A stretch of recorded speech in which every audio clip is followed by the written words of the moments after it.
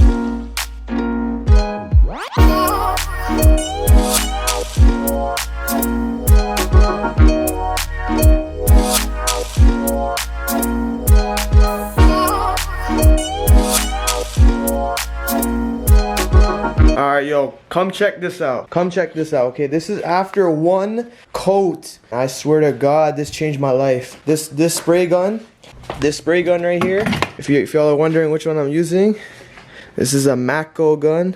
I think that's the model number right there. It is a high velocity, low pressure gun, HVLP. This shit is fucking nice. Look at this, man. One coat? Come on, man.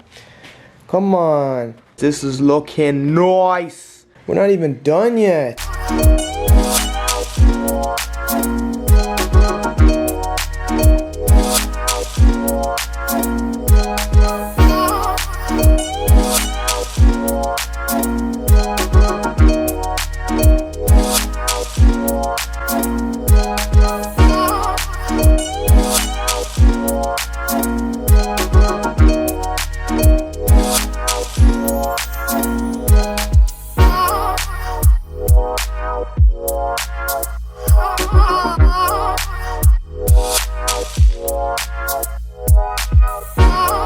Now this is what the rims look like after 3 coats. They're looking nice. They're already so glossy, but I still have to do the clear coat. So let me just clean these up real quick. Put the clear coat on. That's a job done right there. Yeah.